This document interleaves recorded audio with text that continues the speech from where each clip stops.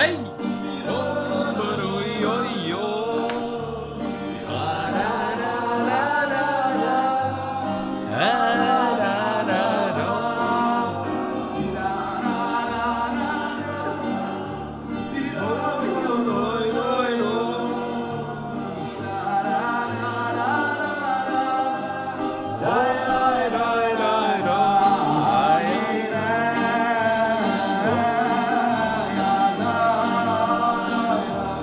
Good evening. How's everybody doing? Great to be learning with you on a Tuesday, Yom Shlishi. Let's light up the darkness.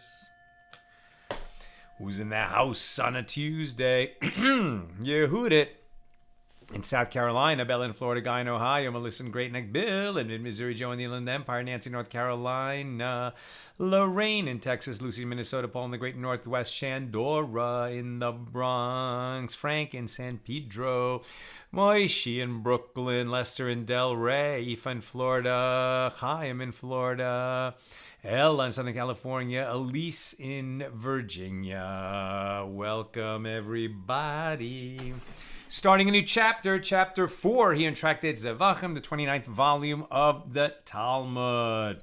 Generally speaking, the laws of offerings that are brought only when the temple is standing in Jerusalem. It's been a couple thousand years since we did this, but we study the laws just as carefully.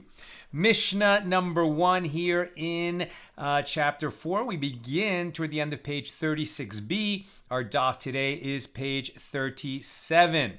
Housekeeping note, tomorrow, Wednesday, need to start the class 30 minutes early. 30 minutes early. I'm speaking on a panel. Anyone who's in the LA area, I think it might actually be sold out. But it's called Flipping the Script. It's hosted by Allison Josephs and Marcus Freed, Lawrence Bender, who produces Tarantino's movies, and another woman who's a screenwriter, I think, of a recent project. And we'll be talking about, the challenges of achieving, respectable representation of Jews in entertainment, something we're very proud of, staying away from the stereotypes and offering a new type of Jewish character in our film Guns N' Moses, and the other members of the panel will be talking about similar subjects. In order for us to be there on time, we have to have the class half an hour early tomorrow. So instead of 6 p.m. Pacific, 5:30 p.m. Pacific, tomorrow, Wednesday. Okay, and we'll put, and Nina, let's please put, a reminder on the Facebook page about that. Okay, Mishnah number 1 here in chapter 4, Beis Shammai say, the followers of Shammai, with regard to all the offerings whose blood is to be placed on the external altar, so standard everyday offerings, including burnt offerings, sin offerings, guilt offerings, peace offerings, thanksgiving offerings, that were brought every day. Those are on the external altar.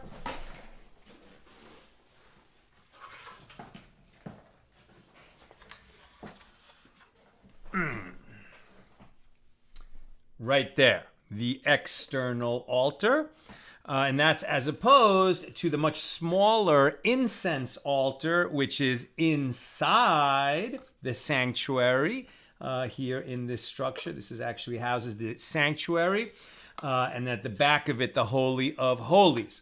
When our offerings, when is the blood of offerings sprinkled inside the sanctuary on the inner altar, the incense altar?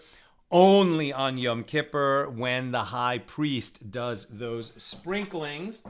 So even though one happens every day of the year and the other one only happens one day a year, they are two distinct kinds of sprinklings on two different altars. And legally speaking, the difference between them is quite important.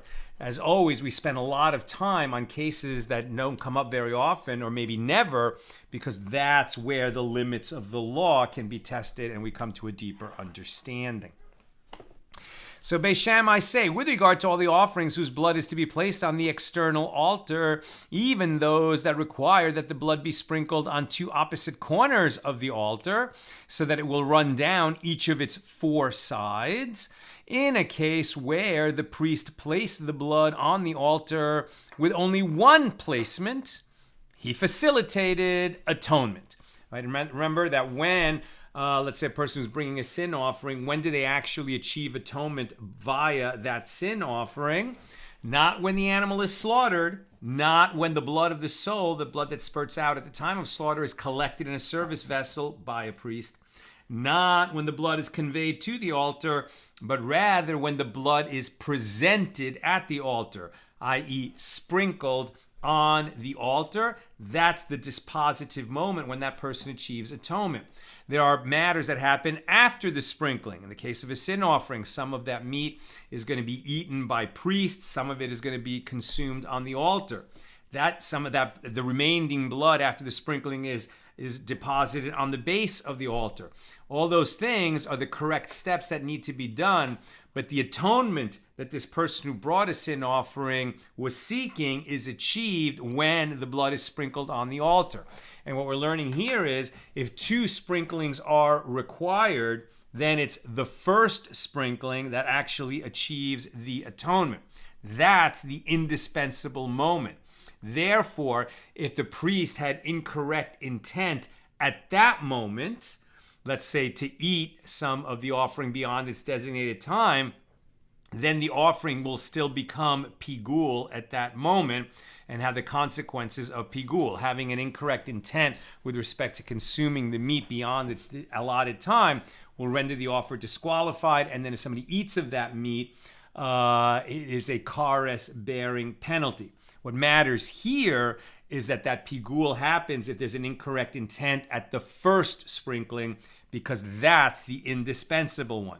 Even though it's correct to have two sprinklings, since atonement is achieved after the first sprinkling, if that incorrect intention was at the second sprinkling rather than the first, it would not become pigul for that reason. Beis Shammai say, with regard to all the offerings whose blood is to be placed on the external altar, even those that require that the blood be sprinkled on two opposite corners of the altar so that it will run down each of its four sides, in a case where the priest placed the blood on the altar with only one placement. He needed two, he only did one. Nevertheless, he has facilitated atonement for the owner of the offering. And in the case of a sin offering, which requires four placements, one on each of the four corners of the altar, at least two placements are necessary to facilitate atonement, because if he goes to, diagonally opposite corners, he can hit all four sides of the altar, even by being just at two of those corners, because since they're catty corner opposite each other, when he hits that corner, he's going to hit two sides of the altar. And then when he hits that other corner, diagonally opposite, when he hits that corner, he's going to hit two sides of the altar. And now all four sides have been sprinkled. And Beis Hillel say, even with regard to a sin offering, in a case where the priest placed the blood with only one placement, he has facilitated atonement after the fact. After the fact, meaning it shouldn't have been done that way in the first place, but if that's what the priest did, then the owner of the offering has achieved atonement. Therefore, since the priest facilitates atonement with one placement in all cases other than a sin offering according to Beis Shammai, and even in the case of a sin offering according to Beis Hillel, if he placed the first placement in its proper manner, and the second he had intent to eat the offering beyond its designated time, which could normally create pigul, he has facilitated atonement. And since the second placement is not indispensable with regard to achieving atonement, improper intent while performing that rite does not invalidate the offering. And based on the same reasoning, if he placed the first placement with the intent to eat the offering beyond its designated time, and he placed the second placement with the intent to eat the offering outside its designated area, beyond its time creates pigul, outside its designated area disqualifies the offering, but does not create pigul. So if you do both at the same time, the pigul is not created. But if you do this intent beyond its time with the first placement, you have created pigul. The offering is pigul. an offering disqualified by improper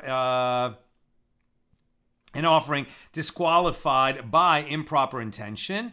And if one then eats of that meat, he is liable to charis, right? Excision from the world to come for its consumption. This is because the intent that accompanied the second placement does not supersede the pigul status of the offering. All this applies to those offerings whose blood is to be placed on the external altar. But with regard to all the offerings whose blood is to be placed on the inner altar, now we're talking about Yom Kippur, and the high priest is instructed by the Torah to do very specific sprinklings of the blood on the inner altar in the sanctuary. So in that situation, if the priest omitted even one of those placements, it is as though he did not facilitate atonement, neither for the nation nor for his household. Therefore, if he placed all the placements in their proper manner, and one placement in an improper manner, i.e. with the intent to eat the offering beyond its designated time, the offering is disqualified as it is lacking one placement, but there is no liability for charis for one who partakes of the offering, as the improper intention related to only part of the blood that renders the offering permitted for consumption, and an offering becomes pigul only when the improper intention relates to the entire portion of the offering that renders it permitted for consumption. That's why what renders it permitted for consumption? The first sprinkling, that's the indispensable one on the external altar. So if you had improper intention there for eating it beyond its time, it is rendered pigul. Whereas on the inner altar, all 7 sprinklings are required. Therefore, improper intention to just one of them could disqualify the offering, but won't render it pigul. That's Mishnah 1 here in chapter 4. Now the Gemara. The sage is taught in a baraisa. From where is it derived with regard to those offerings whose blood is placed on the external altar, that if the priest placed the blood with one placement, he facilitated atonement? How do we know that? The verse states, quote, "And the blood of your offerings shall be poured upon the altar of the Lord your God," Deuteronomy 12:27, indicating that a single pouring of blood suffices. You did what the Torah said. You poured it on the altar. And the Gemara asks, but does this verse come to teach this law? That verse is necessary for that which is taught in another baraisa discussing an entirely different matter. Now we're on page 37a. From where is it derived that all the blood that is left over from an offering after the requisite placement, i.e. the sprinkling on the corners, that this remainder blood in the service vessel requires placement of the blood on the base of the altar. Right? After you sprinkle on the walls of the altar, the priest pours out the remainder of it on the base of the altar. How do we know that? Because the verse states, "And the blood of your offerings shall be poured upon the altar of the Lord your God." Not sprinkled on the corners, poured. Where do you pour? On the base. That's Deuteronomy 12:27. So the Gemara answers, the Tana of the first baraisa derives this from the verse cited by Rabbi Yehuda Hanasi, also known as Rebbe. As it is taught in a baraisa, Rebbe says, with regard to a verse discussing a bird sin offering, "And the rest of the blood shall be squeezed out at the base of the altar. It is a sin offering," Leviticus 5:9. As there is no need for the verse to state of the blood, because the entire verse is talking about the blood, what is the meaning when the verse adds this unnecessary phrase, "of the blood"? Since it's unnecessary for the basic meaning of the verse, the sages will now step in and interpret that redundancy, that apparent redundancy, as coming to teach us a law. And what is that? So the baraisa continues, since we learned only about those offerings whose blood is placed on the altar with 4 placements, i.e. outer sin offerings, that they require placement of the leftover blood on the base of the altar, from where is it derived that the same applies to the leftover blood of all other offerings? That's why the verse states, "And the rest of the blood shall be squeezed out on the base of the altar. It is a sin offering."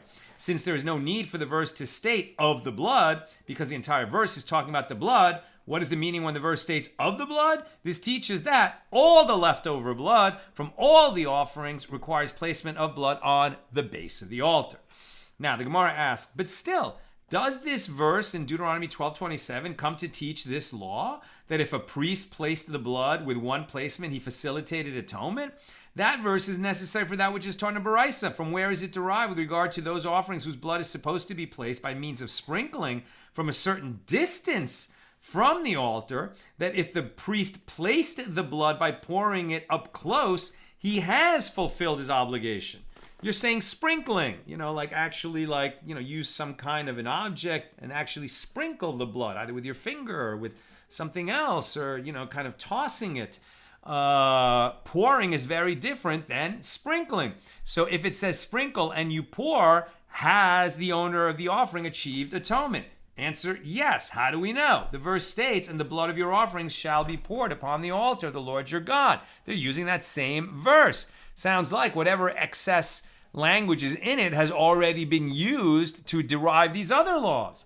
So the Gemara answers that the ruling in this Baraisa is in accordance with the opinion of Rabbi Yishmael, while the Tana of the earlier Baraisa holds in accordance with the opinion of Rabbi Akiva, who disagrees with Rabbi Yishmael. And Rabbi Akiva says sprinkling is not included in pouring. And similarly, pouring is not included in sprinkling. Rather, these are separate actions performed under different circumstances. And if one is obligated to sprinkle and he pours, he has not fulfilled his obligation. If he's obligated to pour and instead he sprinkles, he has not fulfilled his obligation according to Rabbi Akiva.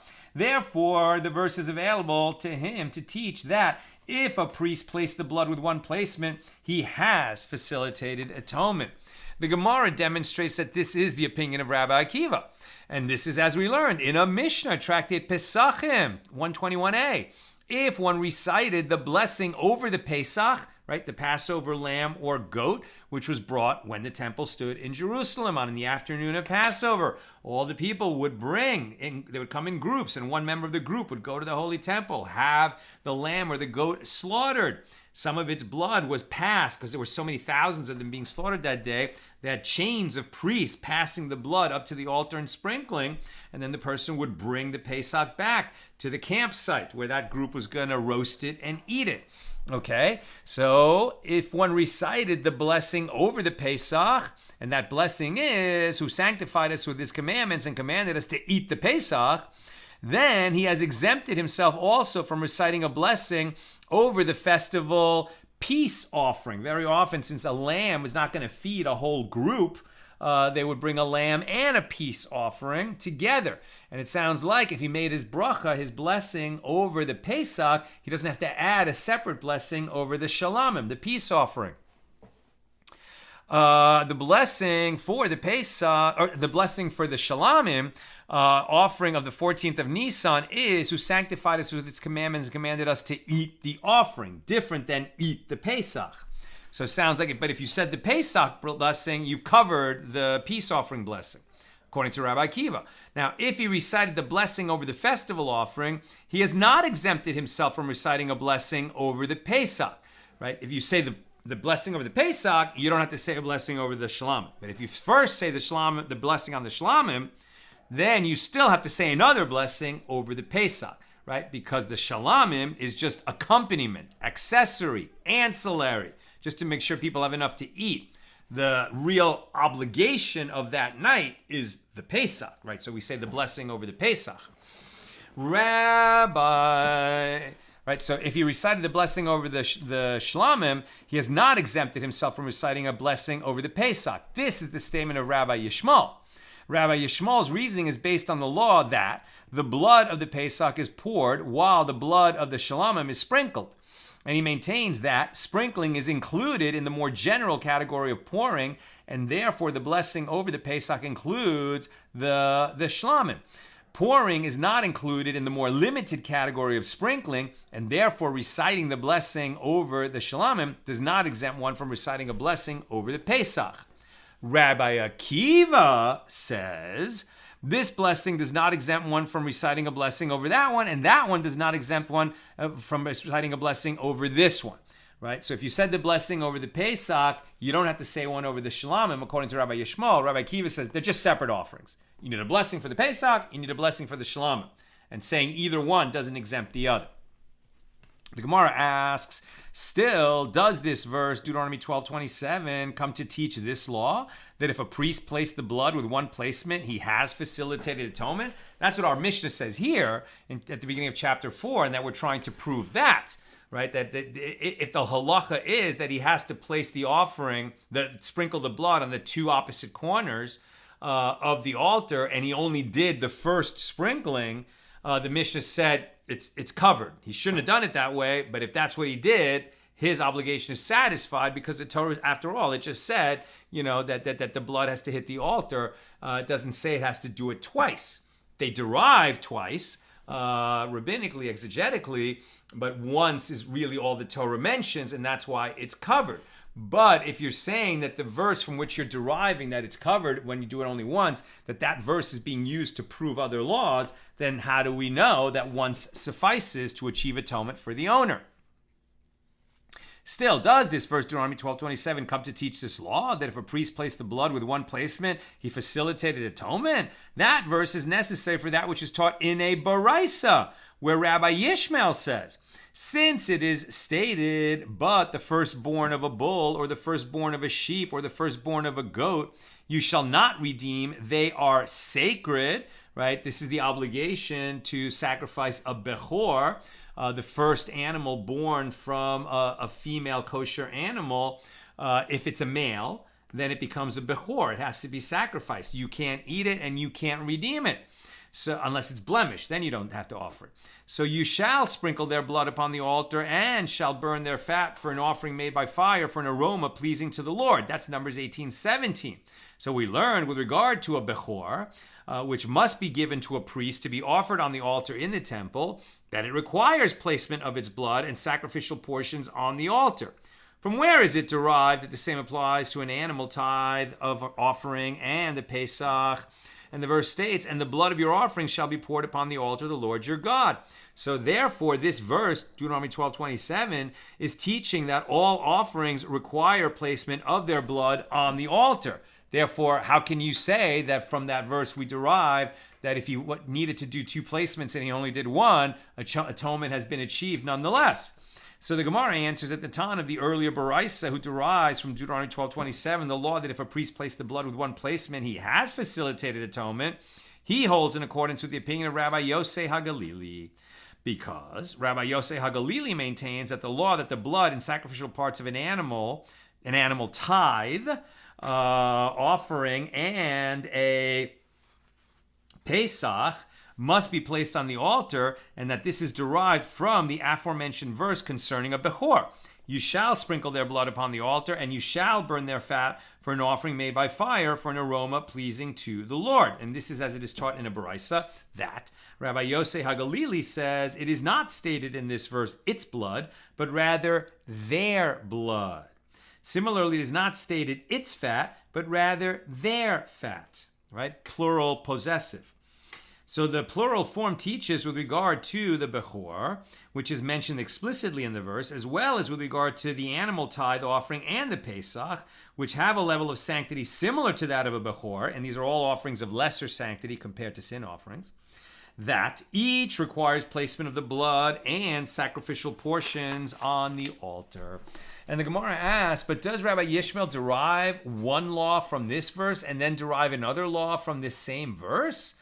It was stated earlier that Rabbi Yishmael derives from the verse, and the blood of your offering shall be poured, that sprinkling is included in pouring. And yet here you're saying that he derives from that same verse that the blood of an animal tithe offering and that of a Pesach must be presented on the altar. And the Gemara answers, these are the opinions of two different Tanaim, each of whom expressed his opinion in accordance with the opinion of Rabbi Yishmael. So the Gemara raised a question with regard to the disagreement about the interpretation of that verse in Numbers 18:17. Granted, according to the opinion of Rabbi Yishmael, who interprets the entire verse as referring to a bechor, and according to whom the plural form in the verse is referring to three such firstborns, that of a bull, that of a sheep, and that of a goat, this explains that which is written immediately afterward, and their meat shall be yours, in the plural, i.e. the meat of these firstborn animals shall be eaten by the priests, right? The bechor has to be given to the priests, it gets offered, and then the priests can eat it. Animal tithe is like produce, right? When we have to give the first 2% of the produce as teruma to the priests, we have to give 1/10 of the animals that are born each year to the priest, right? That's the difference between a rancher and a farmer, but both have a tithing obligation. But according to the opinion of Rabbi Yosef, who interprets this verse as referring also to an animal tithe offering and a Pesach, there is a difficulty, as the animal tithe offering and the Pesach are eaten by their owners, not by the priests, right? The tithe maybe, but actually, the tithe also is eaten by the owners, not by the priests. They just has to be slaughtered at the temple. If so, what is the reasoning of the phrase, and their meat shall be yours? I guess the bechor goes to the priests. So the Gemara answers that the plural term, their meat, is referring not to an animal tithe offering or a Pesach, but to different types of bechorim, different types of firstborns, i.e. both an unblemished bechor, whose blood is poured on the altar, and a blemished one, which is not brought as an offering on the altar. Now we're on page 37b. This verse teaches that a blemished firstborn is given to a priest as a gift that he may eat of its meat. Blemish means it can't be brought as an offering, but it doesn't mean that it's impure. A priest can eat it. This is a novel concept, as we have not found in the entire Torah another law similar to it, where a blemished offering is given to priests for consumption. And the Gemara asks, and according to Rabbi Yishmael, who interprets this verse differently, from where does he derive this law that a blemished firstborn is given to a priest? And the Gemara answers, he derives it from the phrase, as the breast of waving and as the right thigh, it shall be yours, in Numbers 18:18, which is the latter clause of the same verse. The repetition of the phrase shall be yours serves to teach that even the meat of a blemished firstborn shall be eaten by priests. So if that's true, then we're going to ask, well, the one who derives it from the first verse, what does he do with the second verse? But that's what we normally do. Right now, we're cutting off this discussion. The Gemara moves on to a new topic.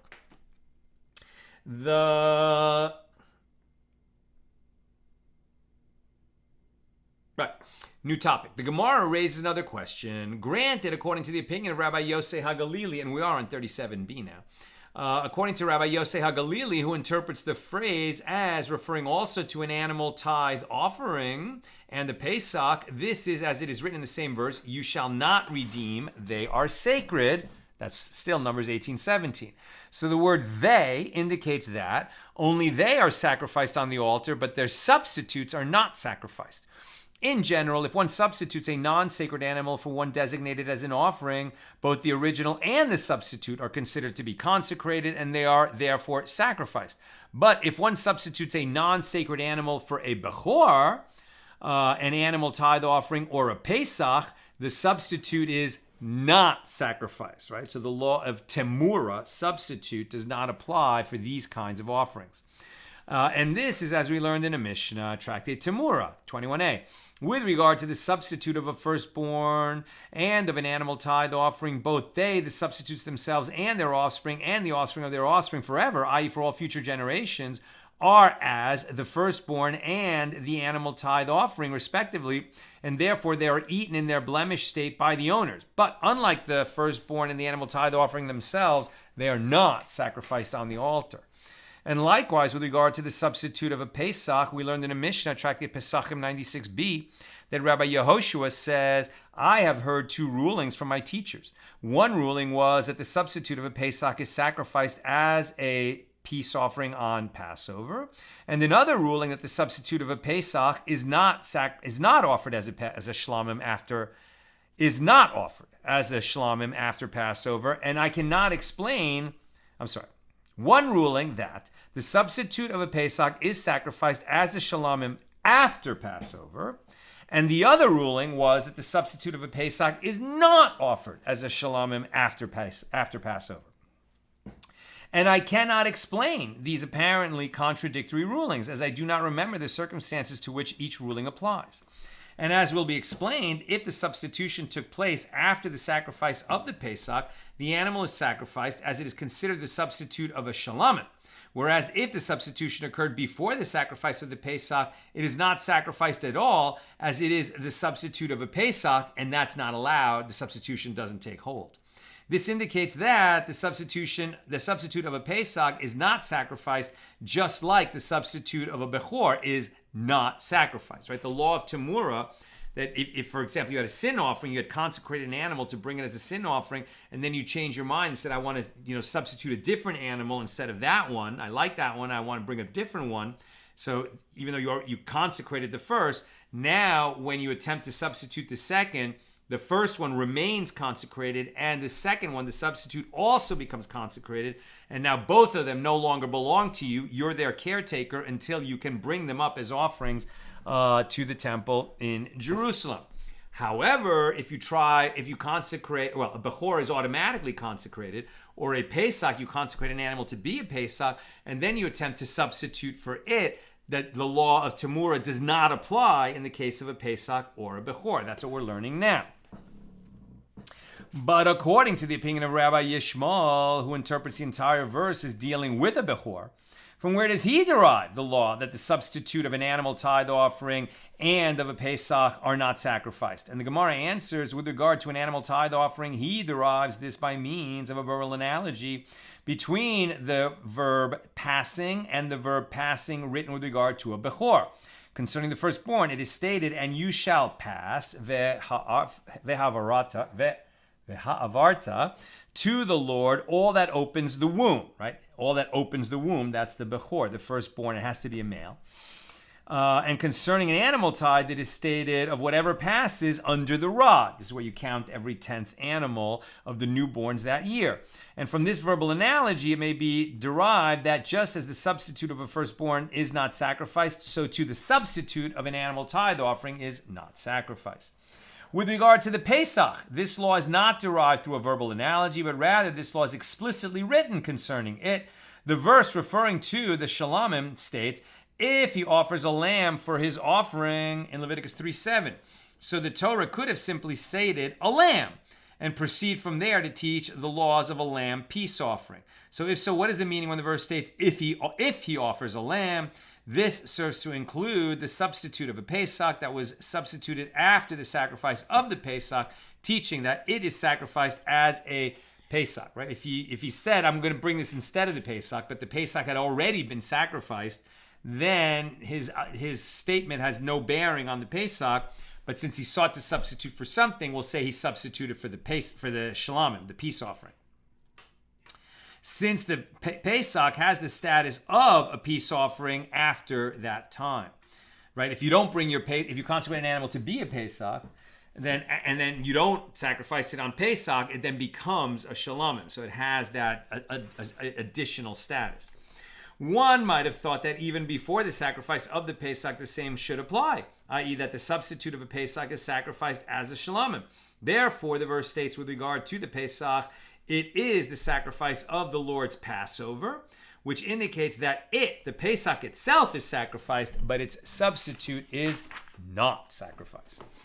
The Gemara asks, and as for all those Tanaim, the sages of the Mishnah, who derive a different exposition from this verse, and the blood of your offerings shall be poured, right, on the base, and the idea of one application is sufficient, right? That's where we were really headed, and we wanted to understand, well, the problem was that if some of the sages are deriving different laws from what is supposed to be the proof text of one application or the remainder on the base, then do we have a source for one application suffices to achieve atonement or the obligation to pour the remainder of the blood on the base?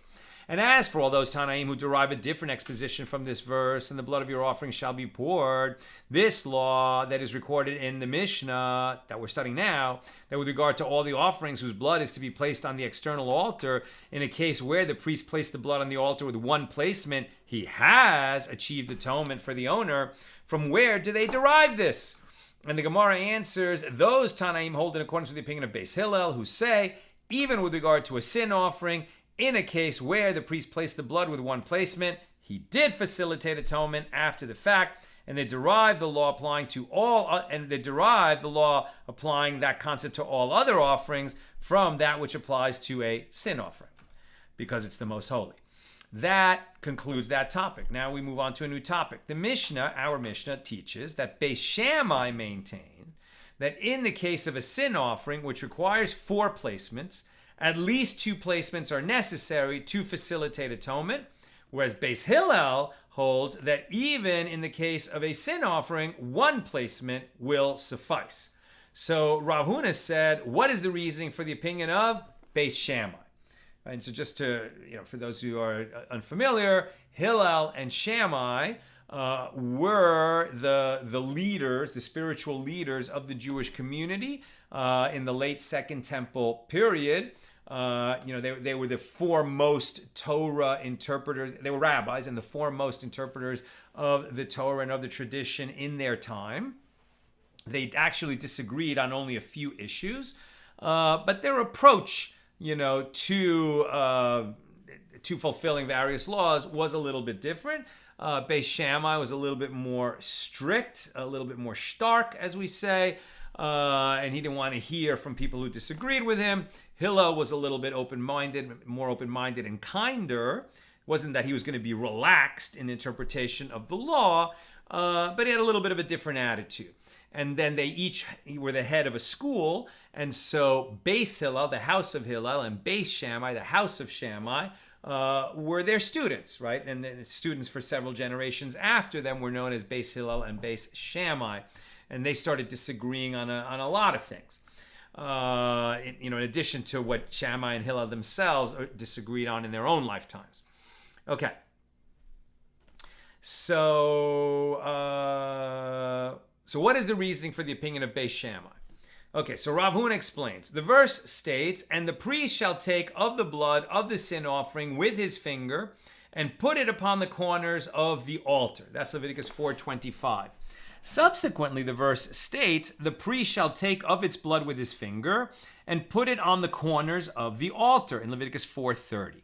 And an additional verse states, "The priest shall take of the blood of the sin offering with his finger and put it on the corners of the altar." That's Leviticus 4:34. So as the minimum amount justifying the use of the plural form, i.e. the word corners, plural, 2. So the minimum amount for plural to apply is 2, right? If something is plural, it means at least 2. So one may conclude that there are 6 references to the corners of the altar here. 4 of them are mentioned for a mitzvah, meaning the priest should place the blood on all 4 corners of the altar ab initio. And the other 2 are mentioned to invalidate the offering if he did not present the blood on at least 2 corners, right? So it's like there's 6 mentions essentially. So 4 are teaching you that you need to place blood on all 4 corners. And the 2 additional come to tell you that you have to do at least 2 of the 4. Now the Gemara asks, okay, so what is the reasoning of the opinion of Beis Hillel, who say that even if you only did 1 corner, you have fulfilled your obligation? So the Gemara answers by saying that the matter should be understood according to the written consonantal text, i.e. the way in which the words are actually spelled in the Torah. And the word corners, karnos, is written plen, P-L-E-N-E, or full, and that means with a vav, right? So when you're doing the o or u, oi or u, sometimes in certain Hasidic places the u is pronounced e, but the point is, generally speaking, let's say just simple Hebrew, modern Hebrew, when you want to produce an o or oi sound, you're going to use a vav with a dot on top of it, and the u sound is a vav with a dot in the middle of it. Or you can leave out the vav and just put that dot on the left upper corner of the word that precedes it, right? Or you could have the 3 dots beneath, right? But in the Torah, there are no vowels, right? We don't have those additional markings that are the vowels. They're implied by the consonants that are printed in the Torah. So a word that has this sound in it could be written with the actual vav to imply the vowel, or it could be written without the vav, and we would know what the word is and recognize, how to read it out loud, even if the vav wasn't there. And the Torah is not consistent. There are times when the vavs are there, and there are times when the vavs are not there. So since the Torah is spelling the same word slightly differently in different locations, of course that invites the sages to come and interpret.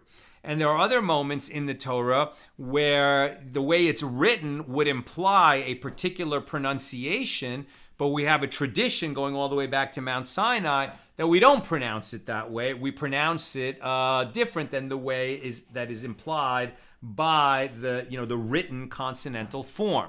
So there are times when there's a contradiction between the way it's written and the way the tradition tells us to pronounce a particular word.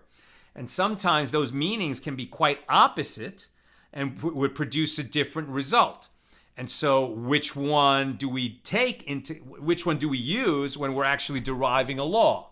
The written form or the vocal form, right? And so the sages would have to take both forms into consideration and ultimately make a decision, what is the law going to follow?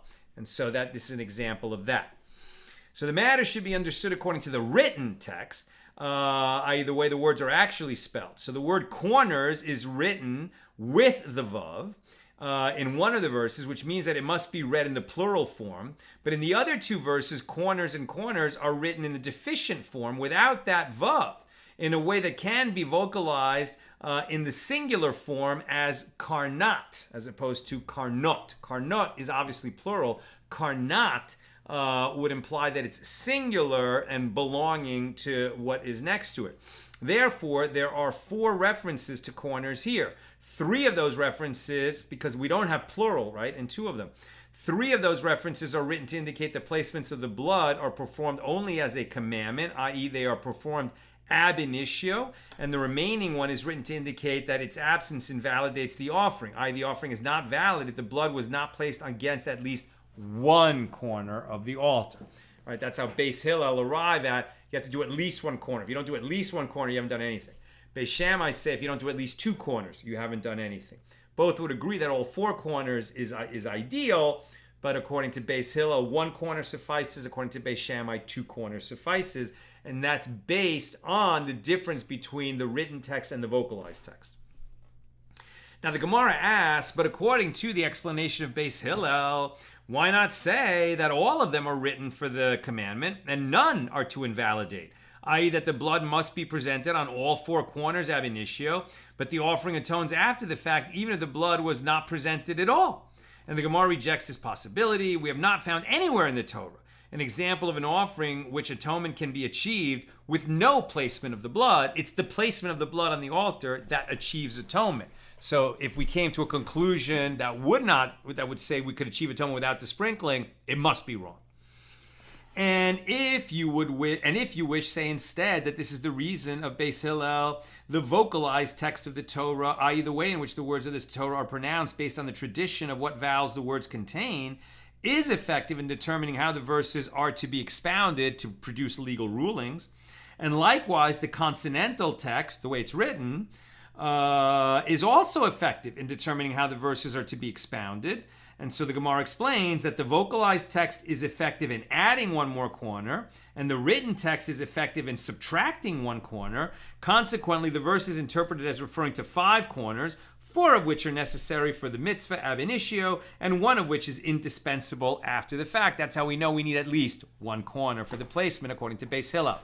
The Gemara asks, but if that is so, that this is the proper manner of expounding the verses, now let's look at another law, not blood on the corners of the altar, but something a little different, namely tefillin, right? Tefillin. So we say when we recite the Shema every day that we're going to, bind this tefillin on our hands and before our eyes, right? And they shall be a symbol before our eyes. And this is totafot, right? And so we often translate this as frontlets. Well, what are frontlets, right? But if that is so, that this is the proper manner of expounding the verses, consider the case of the tefillin of the head, about which it is written, and for totafot, between your eyes. That's Exodus 13:16. And they shall be for totafot between your eyes in Deuteronomy 6:8. And again, they shall be for frontlets, totafot, between your eyes in Deuteronomy 11:18. So 3 times totafot is mentioned in the Torah. But it's not spelled the same in the written form in all those 3 cases. The word totafot is written once with the vav, indicating the plural form, totafot, right? And twice in the deficient form without the vav, indicating that it could be pronounced totafat, which would be a singular word, not a plural word. Accordingly, there are 4 frontlets suggested here, 4, tefillin, symbols in front of the eyes mentioned here. And it is from this that the sages derive that the tefillin of the head consist of 4 compartments that are sandwiched together into one cube, right? If you opened the head tefillin inside, you would see 4 separate compartments in which these verses are actually written on a scroll and inserted. So why not say, according to your interpretation, what you just did with the corners of the altar, right? So accordingly, there are 4. So why not say that the vocalized text read in the plural is also effective, i.e. that it requires 6 compartments. And likewise, the written text is effective, i.e. that it requires 4 compartments, and therefore one should be required to prepare 5 compartments for the tefillin of the head.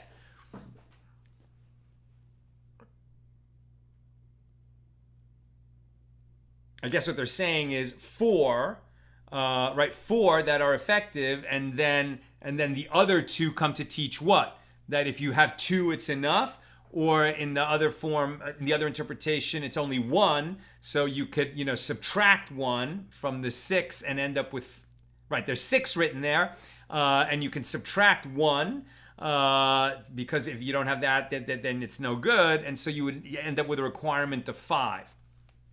Let's not get too much into the weeds on this. The point is, if you use the same logic that you were using for Beis Hillel to derive that 1 placement of blood is enough on the horns of the altar, on the corners of the altar, you might have ended up deriving that the compartments in the head tefillin should be 5 rather than 4. So why do we do that?